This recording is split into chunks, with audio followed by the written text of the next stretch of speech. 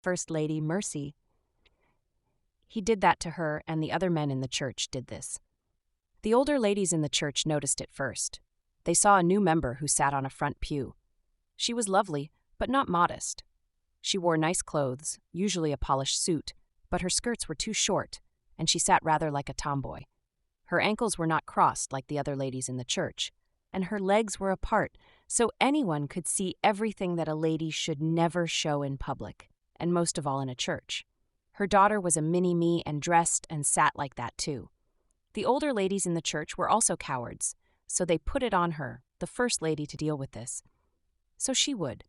The big hat was never her idea, but why not? Her mother always wore hats very well, so why not? She sat beside her new husband in the pulpit. Never in all her life did she think that she'd be married to a pastor or seated in a pulpit. Yet her parents had named her Mercy. There had to be a reason for it. Because his parents were the pastors who started the church, she was most worried about her ability to attain to the level of holiness that this family was known for. The position of First Lady was not anything she had ever aspired to. As a matter of fact, she had never met a First Lady that she ever liked, or that had ever liked her, so there was no reason to ever want to be one. Worse, a storm had already started in this church that Mercy didn't know anything about. It was the kind of storm that comes through like a typhoon, and just when it seems like it's over and it's calm again, the storm whips back around and displays its fury and its power all over again. So, Mercy might find out why in the coming days and weeks. Yet, she did her best at home and at church, every service. But he said he had fallen madly in love with her in a 3 states apart, long-distance whirlwind courtship of less than 6 months. He said that he had been divorced for 2 years and was tired of being alone. The same was true for Mercy. Her first marriage was short-lived, to a husband who decided after marrying her and looking at her career and credentials that he no longer needed to work. So the first husband had just quit his professional job one day. He just quit. Still, the entire courtship with Pastor Ron, if you can call it that, was weird. The marriage was forced, and it was weird too. One weekday, after knowing each other for only 5 months, Ron suddenly told Mercy that he was coming up to see her for a visit. Instead of flying, he drove. It's a very short flight, but a 2-day drive. Anyway, he arrived and they enjoyed each other's company. Later, he took her to dinner at her favorite Mexican restaurant. In the refried beans was a tiny plastic bag covered in messy beans. "Oh my God," she whispered excitedly and embarrassed. "Drugs. This is a little bag of drugs. This restaurant deals in drugs. OMG!" She couldn't believe she had brought a pastor to a restaurant that she goes to that does things like this. How would he ever believe that she didn't know? "We've got to get out of here now," she insisted, grabbing her purse. No, he was unconcerned and didn't move. In the little bag was an engagement ring. This is how Ron popped the question. Not one to normally take chances, she looked at her biological clock and said, yes, because she had spent so many years becoming a doctor and now she had met someone who believed in God, believed in marriage, and said he wanted children very much, and very soon. Well, he said he did. How did he know this was her favorite restaurant? When did he talk to them to set this up? These people only speak Spanish. How did he do this? Mercy would find out later that her fiancé is a man who does things like this all the time. And she would find out these things are not so much as to surprise others, but it is more about how knowing certain things will benefit him. He stayed for another day while she went to work as usual. She left him alone in her house, against her better judgment, because her mother had always told her not to leave a man you are not married to alone in your house. But she couldn't have changed her schedule anyway because she hadn't known in enough time he was coming or that he would be staying, or for how long, so she went to work. But when she got home, Mercy was in for the surprise of her life so far. Her house was wiped out. Everything was gone except her couch. 1 frying pan, 1 set of dishes and utensils, and some changes of outfits and her desktop computer on the floor.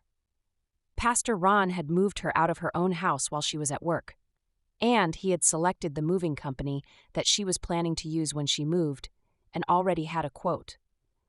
How did he know which company to call? How did he do this in 2 days? He said he was so ready to marry her that he couldn't wait and that she should stay there until she sold everything and then come to him. Mercy could not believe her ears or her eyes. Now she had to marry this man. How would it look to call the movers and tell them that everything they just took from the house, to bring it back? But then, if she ultimately married him, to then move it all back there again in several weeks or months. Two of the movers she knew, and they knew her from childhood. This would be all over her hometown. This forced move was a form of control and coercion that she would find is his modus operandi, his MO. But he wanted her to believe that he just couldn't wait another day to marry her. She brought her wandering mind back in to focus after rehearsing how she got here. Now she's sitting in a church pulpit in a big hat. The older ladies in the church had noticed a new member who sat on a front pew. She was lovely, but not modest. She wore nice clothes, usually a polished suit, but her skirts were too short, and she sat like a tomboy, or something worse. Her ankles were not crossed like the other ladies in the church, and her legs were apart so anyone could see everything that a lady should never show in public, and least of all, in a church. The older ladies in the church were also cowards, so they gave this to her to solve. The problem of the lady on the front row with her legs open during service. Using wisdom, First Lady decided when she saw this herself to discreetly and quietly send a female usher to the lady with a modesty cloth. Everyone else who sat on the front row had them. Even the First Lady herself in the pulpit used modesty cloths, and her skirts weren't even short. The women in this church even color-coordinated their modesty scarves to match their stylish Sunday outfits. The new member was named Susan. The modesty cloth was offered for her and her daughter, who was very built for her age. Susan and her child waved off the usher and refused the modesty cloths. After service that day, as soon as they got home to the parsonage, her husband, Pastor Ron, lit into First Lady Mercy, yelling, "How dare she send a modesty cloth to Susan? Susan! Don't you ever again do that, or I will take you out of the pulpit," he bullied. Mercy was totally confused. She hadn't done anything wrong. Women covered everything in that church, even heads, with big hats. But the immodesty of one beautiful new female member, the rules didn't apply to her. What Pastor Ron didn't know is that Mercy never coveted the pulpit or a big fancy chair to sit in, so this threat would never work on her. First Lady became very suspicious. Who is this man speaking to her like that? Is he uncouth? That's not the person he shows at church. No, not at all. He's Mr. Humble and soft-spoken at church. Who is this guy? What was this really all about? All the women used modesty cloths. The church provided them, and many of the women brought their own designer scarves in. Like a Jesus pin, it was merely a fashion accessory. Oh, obviously he liked that freak show on the front row, thought Mercy to herself. Now, she quickly suspected that this man hadn't shown his true self to her before marriage. She would now have to keep an eye on him. His true behavior would inform her decision to stay there or to leave. As far as Mercy was concerned, it wasn't too late to go back to her real life that she had left 3 states away. This man was different, and it was not a different that she liked. Mercy didn't blame Susan, but she decided to keep her eye on this new husband of just over a year at this point. But looking at this type of fly-off-the-handle man, that is not her type. That is not the culture she was raised up in, and Mercy is not the type to be pushed around. She felt disappointed and hurt. She knew she had prayed very well before making the decision to marry him and move here. Now she was already rethinking the marriage, and as it stood now, she didn't want to have children with a man with this crazy temperament and seemingly dual personality. She had given up her entire life, her career, to come to this church because he didn't want his wife to work. He had said, "No wife of mine is going to work outside the home." Mercy was now more than 500 miles away from her entire family and all the friends she had ever known, trusting him. He even promised that if he ever counseled a female, that she would be present at the counseling session. She never asked him about that. What was this strange confession about? He promised to make up the difference, be her friend, be the best husband that anyone could ever have since she was leaving her family and long-term friends. He was an odd pastor. He didn't visit the sick even if they were in a hospital. Why? because he didn't like hospitals or sick people. As First Lady, this fell on Mercy to do, which she did with some of the female elders and other women intercessors of the church. She then began to form friendships with them. As far as visiting the sick, she was very familiar with and comfortable around sick people and hospitals. One day, a parishioner called to say she was homesick and feeling very weak. First Lady went to visit her and soon learned from the member that she had an issue of blood. They became very good friends, and First Lady went to her house several times a week to sit with her, pray with her, and help her with her home and cook for her family. Around 4 p.m. each day, she went back home to her pastor husband because Lynn's husband was over-the-top friendly. What is wrong with the men in this city? Mercy asked herself on her drive home that day. Church services went on for the next few weeks, as usual. Soon it became obvious that Mercy's pastor husband was flirting with pretty much all the females and women between the ages of 14 and 40. She was disgusted. She walked upon a tall woman in a yellow dress, saying to Pastor Ron in a seductive whisper, "I had a dream about you last night, and in the dream you said, 'Where is my songbird?'" They quickly pulled apart and stopped talking when they realized that Mercy had walked up on them. One night after Bible study, he helped a teenage girl with her white jean jacket because it was cold outside. Well, that's what Mercy heard him say to the young girl. She already had the jacket on, and she was in the front of the church, not the back, nowhere near the exit. Ron reached to the bottom of the jacket, which was just beneath her waist, and connected both sides to zip it up. Then he zipped it back down halfway. Then he zipped it up, just above her blossoming curvature. Just playing with her. It was disgusting. This is worse than Mercy had thought. A child. Mercy thought, then why would he want to have children? Nobody else saw this. He was standing right in front of a well-lit sanctuary. Her mother was not 4 feet away. Her dad was there. I suppose everyone trusted this guy. But Mercy was beginning to lose all trust in him. Seeing this, Mercy thought, he's sneaky, he's deceitful, and there is something really pervy about him. Only months into the marriage, he was threatening her, trying to control her by threatening divorce if she brought up any problems in their relationship. He would fly into a rage and deflect. She wasn't buying it.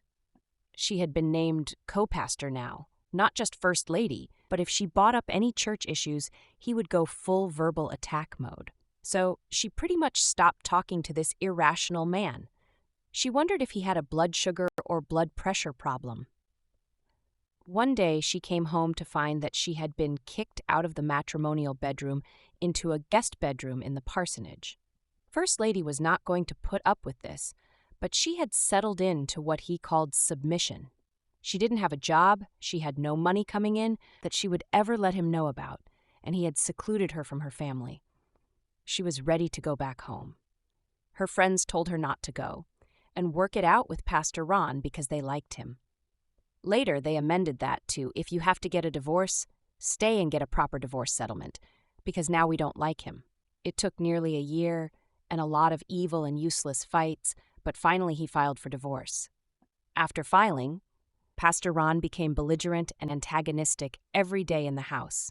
She got a lawyer who also told her not to leave the matrimonial home. That's when the war really started, the two of them in the same house but divorcing, in separate rooms but in the same house. Mercy became vigilant and watched everything he said and did. She hardly slept anymore. One night at 2 a.m., she heard someone trying her locked bedroom door that she used to leave wide open, hoping that they would make up and be a normal couple. Soon she gave up on that. She quietly got out of bed and tiptoed to the bedroom door. She called his name. Ron. Silence. All she heard was silence. She stood at the door for another 4 or 5 minutes, and there was no sound. Why was he sneaking to the door at 2 a.m. when he thought she'd be asleep? Now she knew she really couldn't trust him. The next morning he left for wherever he goes in the daytime. She had learned it is not church or the church office, and of course not to visit the sick and shut in. This is the day that Mercy devised the second part of her plan.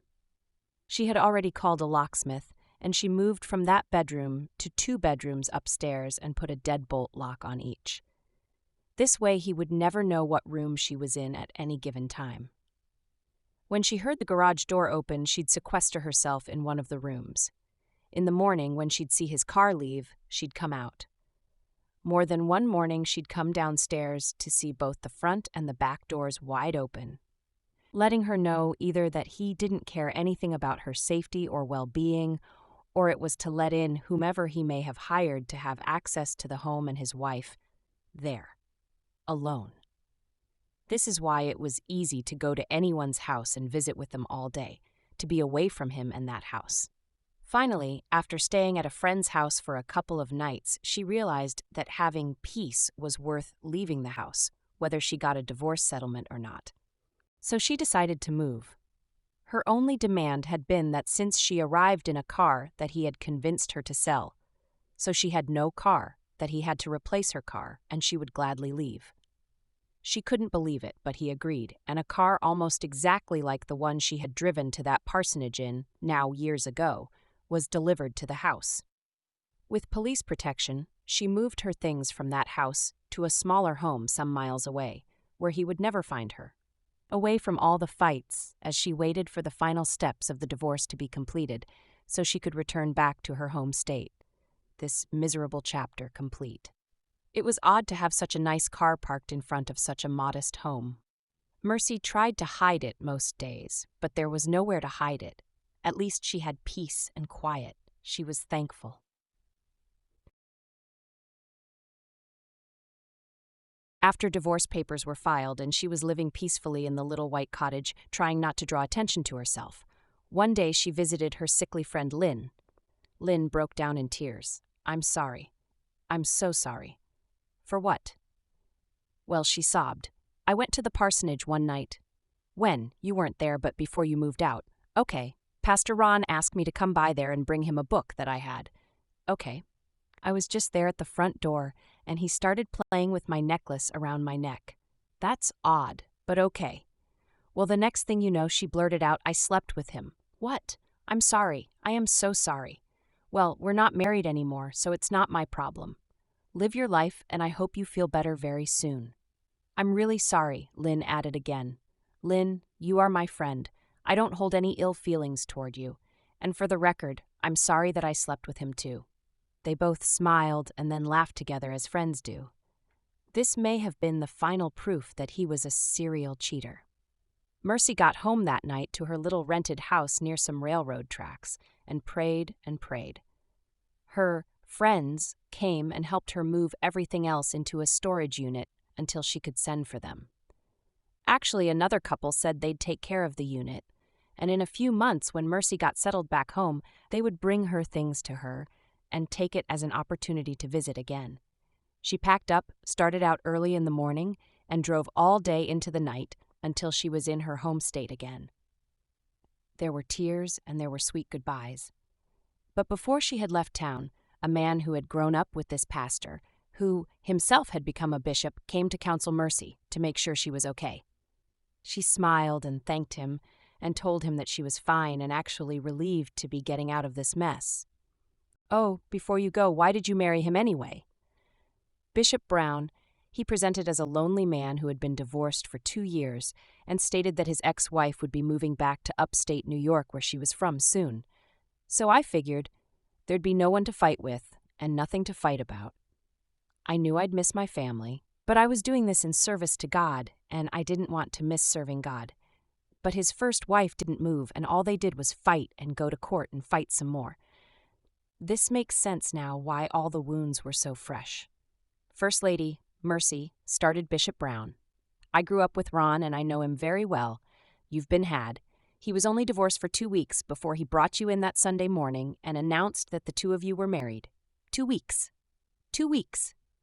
2 weeks. He lied to me. He was in this great hurry because he wanted to be married and he wanted to have children. He said, "Bishop, he moved my house to this state one day while I was at work. I came home to an empty house."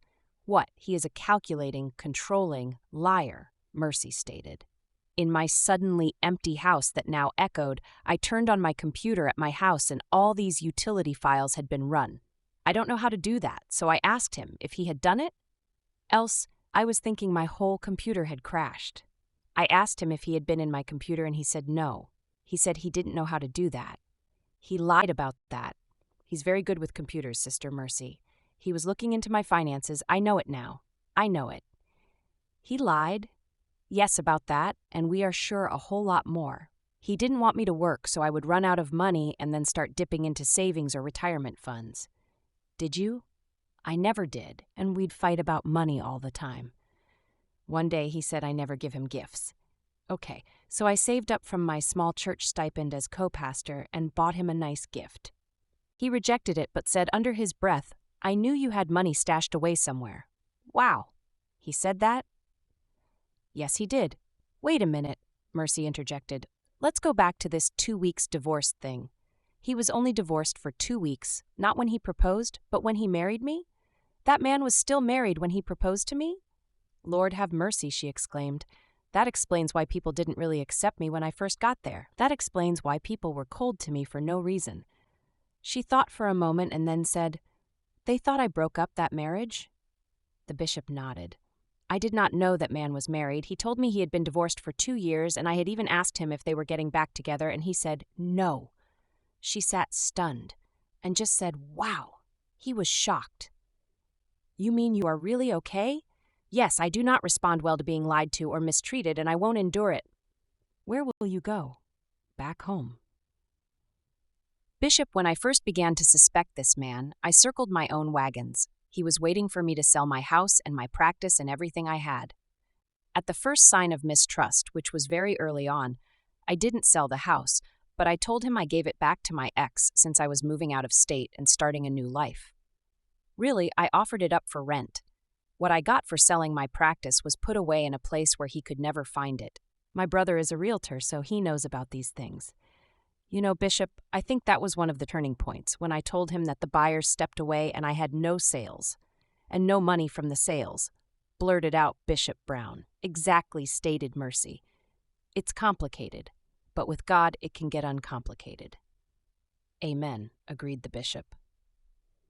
Mercy remembered every detail of her conversation with Bishop Brown as she got on the interstate and was making the big drive home.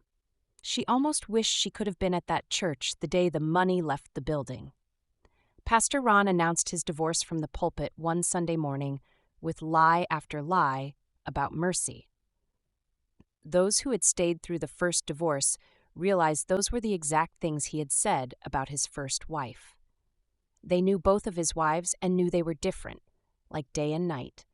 Those men weren't putting up with this anymore, and that was the day the money men, the millionaires, the ones with the most money, men who believed in marriage and family for real. They were the backbone of the financial support of that church. Those men and their families and a lot of other families left the church and started a new one. Their point was, if this man lives a raggedy lifestyle, how can he teach us how to live? They named it the name of the church that the pastor's father had started and begun along those years ago with real holiness, the kind of holiness that Mercy had worried if she could fulfill. She had long since learned that she never should have worried about that. Real holiness didn't exist in the parsonage where Pastor Ron lived, and from his own antics he was a stranger to it. The new church the family-oriented men started has real holiness, and it is thriving to this day. Bishop Brown was in town to dedicate the new church, and they graciously added Mercy on his schedule because they all cared that she was okay.